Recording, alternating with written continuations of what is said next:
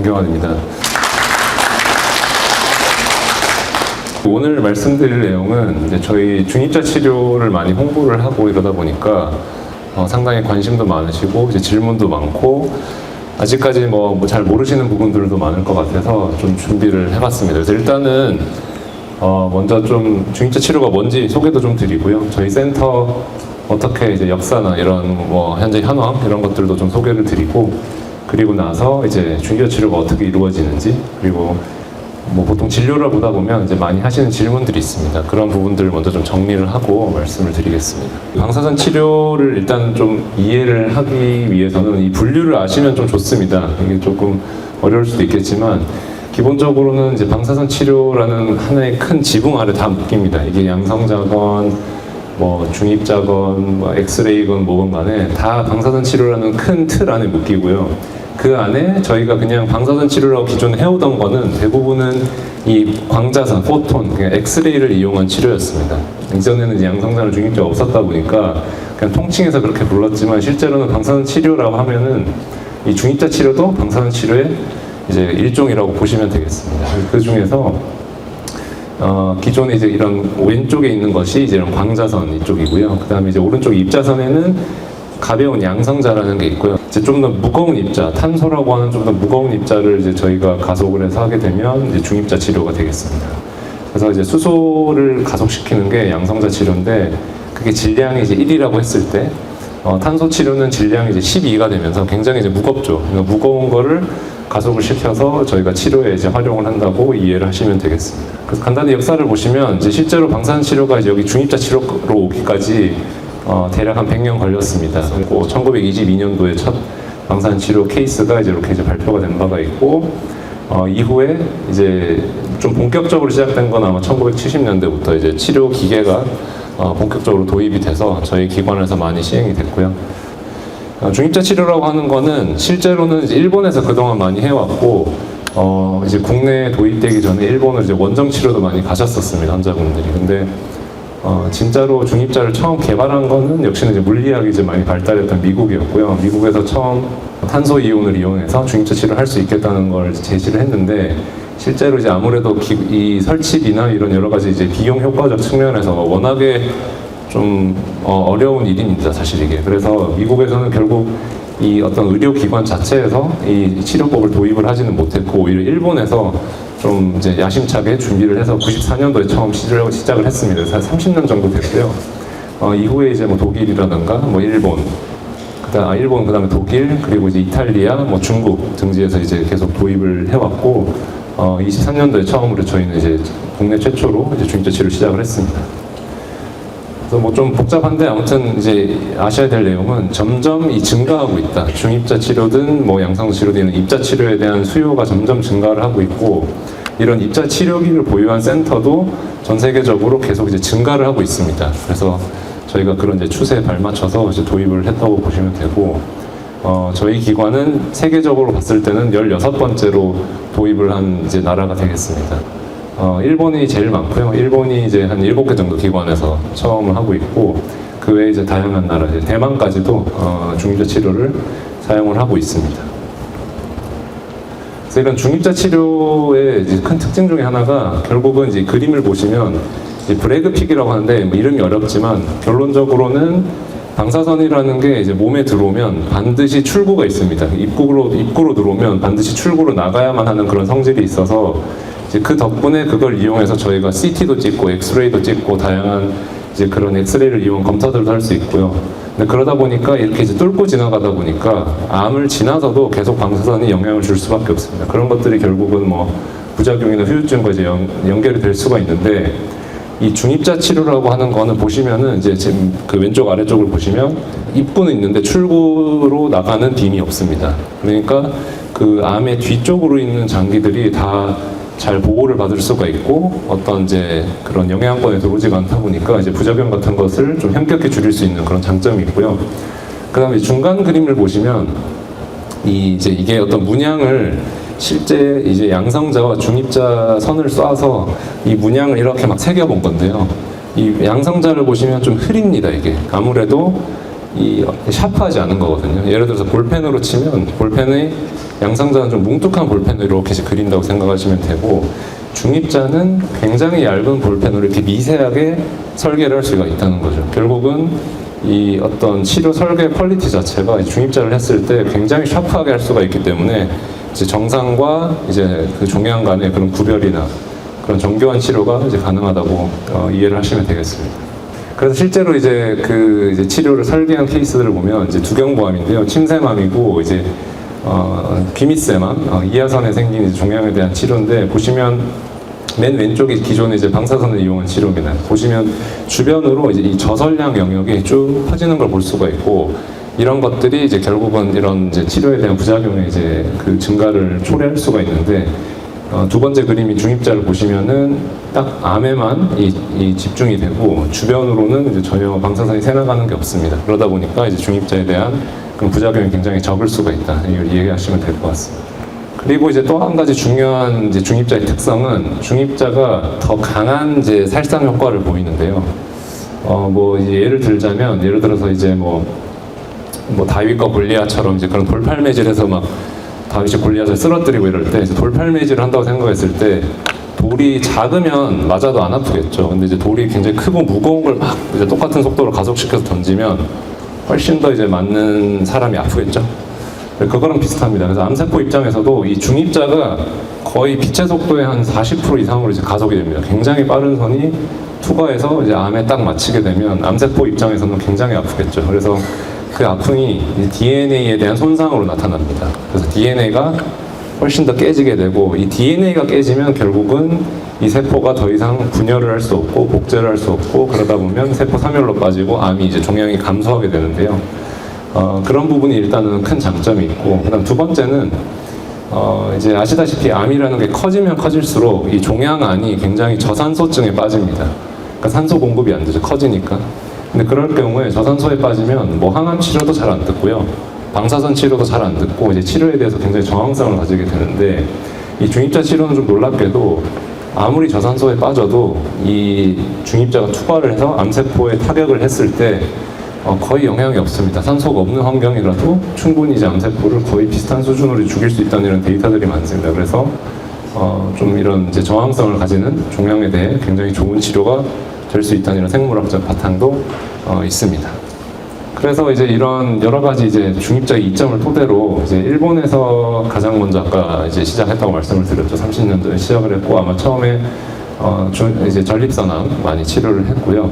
전립선암에 대한 이제 이런 치료 데이터를 이제 옛날 데이터들을 보면 이제 80-90% 이상의 이런 완치율을 보이면서 부작용은 굉장히 적었고, 여기서는 이제 계속 이제 임상 연구를 했던 거는 뭐 몇 번을 줄 거냐, 뭐 4주를 할 거냐, 3주를 할 거냐, 치료를 5주를 할 거냐, 이런 것들을 계속 이제 좀 변화를 주면서 현재 이제 3주 스케줄로 이제 좀 정착이 된 것 같습니다. 그래서 그렇게 진행을 많이 해왔고, 특히 이제 다른 암종들도 많은 연구들이 이제 보고가 되고 있고, 특히 이제 두경부 종양 같은 경우는 두경부가 워낙에 중요한 장기들이 많다 보니까 수술을 하게 되면 굉장히 이제 미용적으로도 좀 문제가 생길 수가 있고, 기능적으로도 이제 문제가 생기는 경우들이 있을 수가 있는데, 이 수술이 좀 어려운 케이스들에서 중입자를 했을 때 거의 수술이랑 비슷한 수준의 성적을 냈다는 보고들이 많고요.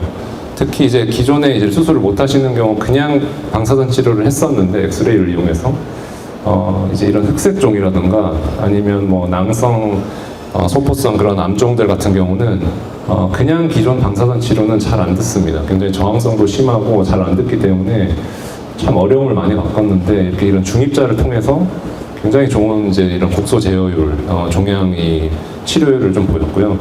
그다음 또 한 가지가 이제 폐암인데요. 폐암 요즘 이제 저희가 많이 하고 있는데, 폐암 같은 경우 이제 컨디션이 굉장히 좋고 젊으시면 사실 수술하시면 됩니다. 근데 아무래도 폐암에 걸리시는 경우들이 이제 연세가 많으시고 담배도 많이 태우셨고 이미 뭐 폐쇄성 폐질환을 앓고 계시거나 또 간질성 폐질환, 이런 기저질환이 굉장히 많으십니다. 그러면 수술을 하고 싶어도 못하는 경우도 많고요.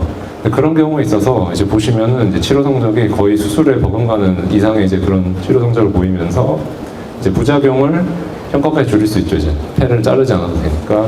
그리고 기존에 방사선 치료를 했을 때는 뭐 방사선 폐렴 이런 거 들어보셨을 텐데, 방사선 폐렴이 오는 경우들도 꽤 있었고, 이제 그런 경우에 많이 고생하십니다. 호흡, 숨도 많이 차고 이제 기침하는 경우들도 있었는데, 그런 것들이 이제 중입자를 함으로써 굉장히 많이 좀 감소하고 좀 안전하게 치료할 수 있는 그런 좋은 방향을 제시를 많이 해왔고요.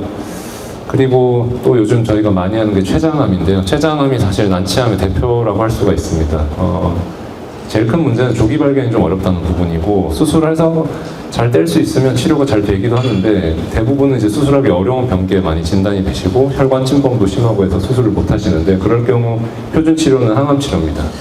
거기에 이제 방사선 치료를 추가를 해서 저희가 많이 시도를 했는데, 치료 성적을 올리려고 생각보다 항암 치료에 방사선을 추가했을 때 치료 성적이 막 엄청 썩 좋아지진 않았어요. 왜냐하면 췌장암 자체가 이제 방사선 치료 잘 안 듣는 암이다 보니까 방사선을 추가한다고 해서 얘가 막 더 죽거나 더 막 치료 성적이 막 좋아지지 않았던 거예요. 근데 이제 췌장암에 이 중입자 치료를 해보니까 이제 기존에 잘 안 듣던 암들이 실제로 막 줄기도 하고 이제 치료가 잘 되는 그런 예들을 많이 보면서 이제 치료 성적 자체도 이제 보고되는 걸 보면 기존의 방사선 치료에 비해서 굉장히 좀 좋은 그런 성적들을 많이 보이고 있습니다. 여전히 이제 뭐 해결해 나가야 될 숙제는 많긴 하지만 하여튼 기존 치료보다는 훨씬 더 좋은 성적을 거두고 있는 건 맞고요. 그다음 뭐 재발성 직장암 같은 경우도 저희가 이제 직장암으로 고생하시고 수술하시고 이제 완치가 되는 경우도 많지만, 일부는 이제 그 직장 수술 한 자리에 다시 재발을 하는데요. 거기서 다시 수술하기가 굉장히 곤란합니다. 골반을 막 다 드러내야 되는 경우도 있고, 방사선 치료 또 해도 잘 듣지도 않고 항암도 잘 안 듣고 이런 경우들이 많은데, 그런 경우에서도 이제 중입자를 했더니 골반 전체를 막 드러내는 수술을 하지 않고도 굉장히 좋은 뭐 성적을 거둔다든가, 그리고 뭐 꼬리뼈 쪽에도 암이 이제 생길 수가 있거든요. 근데 꼬리뼈가 문제가 그쪽으로 다리로 내려가는 신경이 다 지나가요. 그럼 거기를 툭 잘라버리면 이제 다리에 뭐 힘이 빠진다든가 잘 못 걷는다든가 이런 이제 후유증이 생길 수가 있는데, 그런 이제 꼬리뼈나 이런 척추 쪽에 생기는 종양에 대해서 중입자 치료를 통해서 착삭종 같은 것들 치료를 하면은 거의 수술이랑 비슷한 수준의 치료 성적을 거두면서 그런 신경을 이제 살려가면서 할 수 있으니까 굉장히 좋은 치료법이 되고 있다고 알고 계시면 되겠습니다. 그래서 저희가 이제 이런 여러 가지 중입자의 장점들을 이제 내다보고 도입을 준비를 해서 한 거고요. 결국은 이제 이런 아까 말씀드린 여러 가지 난치암에 대한 새로운 대안을 제시를 하면서, 또 나이가 점점 많아지시니까 이제 수술을 못 하시는 경우도 많고, 초고령 사회에서 이제 최대한 좀 짧고 안전하게 효과적으로 할 수 있는 치료가 아무래도 중입자라는 부분이 있고, 뭐 국내 도입이 안 된 부분도 있었고요. 그다음에 대부분 이제 일본으로 원정 치료를 많이 나가시는데, 사실은 이제 그렇게 원정 치료 나가면 뭐 수수료도 굉장히 많이 떼고 하여튼 그런 여러 가지 이제 좀 뭐 단점들도 있었던 것 같습니다. 그래서 그런 것들을 이제 국내에서 다 좀 하실 수 있게 저희가 좀 오픈을 하기로 했고, 준비가 거의 10년 걸렸습니다. 2013년에 처음 이제 뭔가 이제 이런 걸 도입해야겠다는 얘기들이 나오기 시작했고요. 실제로 이제 결국 승인이 되고 현재 25년인데 이제 올해 말 정도 돼야 진짜 진정 이제 완전히 준비가 끝나고 풀 오퍼레이션이 될 것 같습니다. 그래서 조금만 더 이제 기다리시면 아마 이제 전체 그 치료실이 다 열리는 상황이 올 것 같고요. 그래서 보시면은 저희 이제 입자센터가 크게 이렇게 이제 가속기실, 그 다음에 치료실이 3개입니다. 고정치료실이라고 하는 치료실 하나가 있고, 그 다음에 회전치료실, 또는 겐트리 치료실이라고도 얘기하는데요. 그게 2개가 있습니다. 그게 세계 최초로 이제 2개를 도입해서 총 방이 치료실이 3개입니다. 그래서 대부분의 세계적인 기관들이 다 치료실이 하나 아니면 2개인데, 저희가 조금 이제 야심차게 방 3개를 열은 상태고요. 이렇게 이제 빨간색 공이 이렇게 이제 가속이 돼서 각 치료실로 이 중입자가 이제 배달이 되는 시스템이라고 생각을 하시면 되겠습니다. 네, 그래서 환자분이 이제 각 치료실에 누워 계시면은 이제 치료를 받으실 수 있게 되고, 네, 이런 식으로 총 방이 이제 이렇게 치료가 이루어집니다.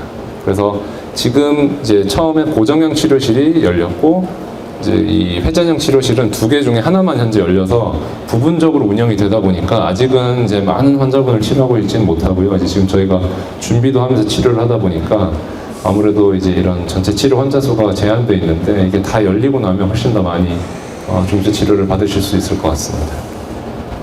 중입자 이제 치료하는 과정은 뭐 간략하게 말씀드리면 이제 진료를 보시고, 그 다음에 이제 치료가 결정이 되면 치료 전에 준비할 것들이 좀 있습니다. 그래서 뭐 간단한 시술을 받기도 하고요. 이제 이 금침이라는 거를 이제 그 치료할 때 그 위치 확인용으로 금침 같은 걸 이제 삽입을 하기도 하고, 그 다음에 또 이 부작용을 줄이기 위해서 하이드로젤 같은 거를 이제 직장이랑 전립선 사이에 넣어서 최대한 이제 이런 물론 중입자선 자체가 이미 독성을 줄이지만 더 줄여드리기 위해서 이런 것들을 이제 처치를 하고, 그 다음에 이제 저희 이제 주치의가 직접 한 땀 한 땀 이 중입자 이제 치료 설계를 이제 하게 됩니다. 그래서 이렇게 이제 종양 최적을 이렇게 구분을 하고 설계를 해서 확인을 하는데, 이제 중입자 치료의 또 큰 한 가지 특성이 치료 준비 과정이 좀 오래 걸리는데요. 이런 식으로 이제 환자 각각 개인에 대해서 각 치료 각도에 대해서 모든 이 중입자 선에 대해서 다 QA를 합니다. 그래서 다 이제 확실하게 정확하게 조사되는지를 확인을 하고요. 아까 보여드렸듯이 중입자선이 굉장히 정밀하다 보니까 이제 좀 벗어나면 안 되겠죠. 벗어나면은 이제 딴 데를 치료하게 되니까 이런 것들을 굉장히 잘 좀 저희가 준비를 하고 있고, 또 중입자가 뭐 엉뚱한 데 나가거나 잘못 뭐 에너지가 잘못 전달되거나 하면 안 되기 때문에 이런 안전성에 이제 만전을 기하고 있다는 사실을 알고 계시면 되고, 그리고 이제 회전형 치료실을 이제 1년 뒤에 저희가 오픈을 할 수 있게 됐고, 역시나 이제 비슷한데 아까도 말씀드렸듯이 이제 이런 췌장이나 뭐 폐암 이런 것들이 치료가 조금 더 까다롭습니다. 그래서 그거를 좀 설명을 드릴 텐데요. 이제 이 그림 보시면은 이 호흡에 따라서 이게 엄청 움직여요. 장기들이 간도 움직이고 췌장도 움직이고 뭐 폐야 당연히 숨을 쉬니까 계속 움직입니다. 그래서 암이 이 종양이 한 자리에 있지 않고 계속 도망다녀요. 종양이. 그러다 보니까 환자분의 호흡을 저희가 이제 잘 컨트롤하는 게 중요하고, 이 종양이 이제 이렇게 움직이는데 제일 피크로 왔을 때 저희가 이제 딱 이제 중입자를 딱 때립니다. 그걸 딱 맞추기 위해서는 이제 저희도 당연히 이제 최선을 다해서 이렇게 하는데 환자분께 이제 호흡 교육 같은 걸 시킵니다. 그래서 최대한 균일하게 호흡을 하실 수 있도록 저희가 이제 교육을 하고, 뭐 또 피드백을 드리고 뭐 어떻게 하면 이제 잘하실 수 있는지 이런 거 드리고, 좀 이제 하여튼 이런 호흡이 굉장히 중요하다 보니까 하게 됩니다. 그래서 보시면은 실제 치료할 때 보시면 이렇게 실시간으로 호흡을 계속 추적을 합니다. 그래서 트래킹을 해서 이제 호흡 파형을 보면서 얼마나 이제 균일하게 잘 쉬는지, 그 다음에 이제 특정 딱 그 저희가 이제 치료할 때 그 호흡하는 그 위치에만 치료를 할 수 있도록 계속 확인을 하면서 이제 최대한 정밀하게, 실제로 이제 계속 암은 도망 다니지만 저희가 쫓아가서 딱 맞게 치료를 하고 있다고 이해하시면 되겠습니다.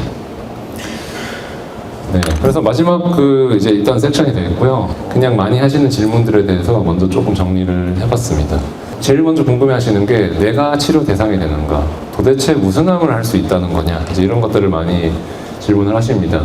사실 기술적으로는 다 할 수는 있습니다. 다 가능은 하고요. 하면 되는데, 하면 되는 거랑 해야 될 가치가 있고 해야 될 그런 이제 뭐 정당성이 있거나 이제 이렇게 실질적으로 도움이 되냐는 좀 다른 문제입니다. 할 수는 있어도 무조건 다 하진 않습니다. 그래서 하는 경우는 결국은 예를 들어서 기존 치료에 대해서 이미 뭐 100% 다 치료가 잘 돼. 그러면 굳이 중입자 치료를 하실 필요가 없습니다. 근데 뭐 치료가 100% 잘 되지만 그만큼 후유증이 너무 심하다. 그러면은 중입자를 생각해 볼 수 있겠죠. 아니면 기존의 치료가 한 50%밖에 안 된다.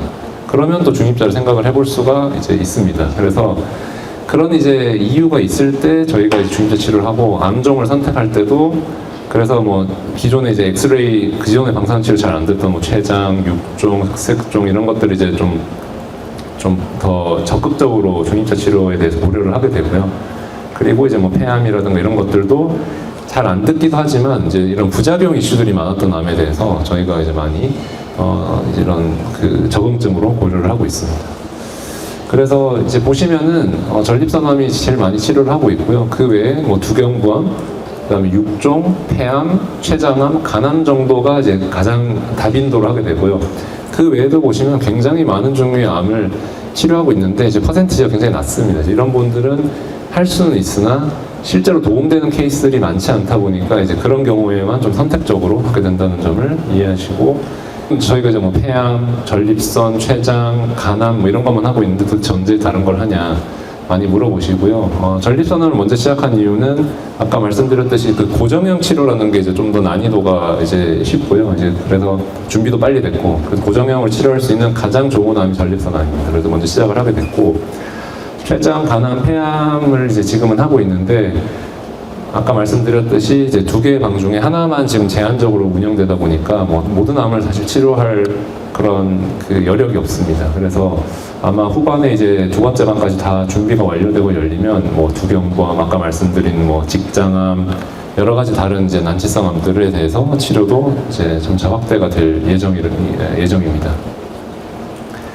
그 다음에 이것도 굉장히 많이 질문하시는데요. 이제 4기로 진단을 받으셨습니다. 암으로 이제 4기 종양을 받았고 전이가 있고 원격 전이가 있는 상태에서 이제 다른 병원 진단을 받고 중입자를 좀 이제 해달라고 이제 오시는 경우들이 있는데요. 4기암에 대한 이해가 이제 반드시 필요합니다. 왜 안 되는지를 이제 이해를 하셔야 되고요. 무조건 안 된다고 하면은 사실 납득이 어려우시죠. 그래서 4기암의 특성은 원격 전이가 있는 거고 결국은 몸 전신에 암이 일단 퍼져 있는 상태라고 이해를 하셔야 됩니다. 그렇기 때문에 이 영상 검사에서 뭐 한 5개 이렇게 퍼져 있다고 뭐 한 10개 퍼져 있는 게 보여도 그게 사실 빙산의 일각인 경우가 많습니다. 실제로 아직까지 CT나 MRI 상에서 보이진 않는 아주 작은 이 종양의 씨앗들이 이제 몸 전체에는 다 어느 정도 퍼져 있다고 봐야 되고요. 따라서 보이는 것만 이렇게 막 치료해서는 이 완치가 어차피 될 수가 없고 이제 부분적으로 하는 거죠. 실제로 눈에 보이는 것만 하고 눈에 안 보이는 건 치료를 안 하니까 치료하고 돌아서면 눈에 안 보이는 것들이 다시 커지면서 진행이 되는 그런 이제 악순환을 겪을 수가 있기 때문에 이 4기암에서는 무조건 이런 전신요법, 뭐 항암화학요법이 됐건 표적치료가 됐건 면역항암제가 됐건 이것들을 하는 게 우선이 되고 요게 잘 들어야 이제 내가 치료가 잘 되는 그게 치료의 성패를 좌우하게 됩니다. 뭐 이런 이제 뭐 잡초에 제가 비유를 하기도 하는데 결국은 이제 뭐 밭에 잡초가 쫙 깔려 있을 때 잡초를 뽑는 것만 가지고는 다음날 비 한 번 오면 다시 잡초 다 올라옵니다. 농약을 뿌려야 되잖아요. 농약이 중요한 거지 호미로 요거 하나하나 빼는 게 중요한 게 아니죠. 그래서 4기에서는 중입자로 요거를 뭐 하냐 마냐가 이 큰 이득이 없습니다. 그래서 안 합니다. 그러니까 뭐 기술적으로 하려면 할 수 있겠지만 아무런 이득이 없이 비싼 치료를 할 필요가 없기 때문에 이런 경우는 이제 저희가 어쩔 수 없이 이제 전신요법을 잘 하시라고 말씀을 드리게 되는데 단 한 가지 예외가 있는데 이제 요즘 새로 이제 유행하는 개념이긴 한데 소수성 전이라 그래서 완전히 4기라도 다 같은 4기가 아닙니다. 완전히 이제 많이 좀 퍼지신 경우도 있고 이제 말기암이라고 하는 아니면 어떤 경우는 전이가 있긴 하지만 굉장히 뭐 한 2-3개만 있다던가 굉장히 제한된 경우가 있고 이런 사람들이 이런 분들은 좀 다르다는 얘기들이 많습니다. 실제로 다른 이제 4기암 환자분들에 비해서 예후도 좋고 좀 다른 코스로 간다는 이제 얘기들이 있어서 이런 경우는 나중에 뭐 시행을 해볼 수도 있겠지만 아무튼 현재로서는 4기암 같은 경우는 이제 중입자에는 뭐 대상이 안 된다라고 이해를 하시면 되겠습니다.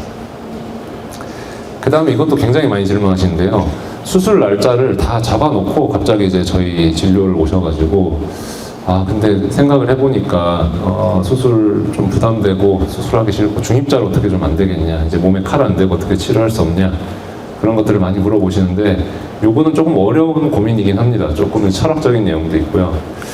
일단은 이제 치료 성적을 먼저 고민해야겠죠. 수술이 만약에 중입자 했을 때보다 치료 성적이 한 2배 좋다 이러면 무조건 수술을 해야겠죠. 사실은 완치율이 뭐 2배라 그러고 근데 이제 그렇지가 않다 보니까 이제 조금 고민이 되는 부분이 있을 텐데 이것도 어떤 암이냐, 뭐 폐암이냐 무슨 암이냐, 어디에 생긴 암이냐에 따라서 이 수술이 굉장히 용이하게 쉽게 될 것 같으면 수술하면 되죠. 근데 그게 아니라 이제 좀 굉장히 난이도도 높고 완전 절대도 좀 어려울 것 같고 이런 경우에는 좀 깊은 고민이 필요하고요.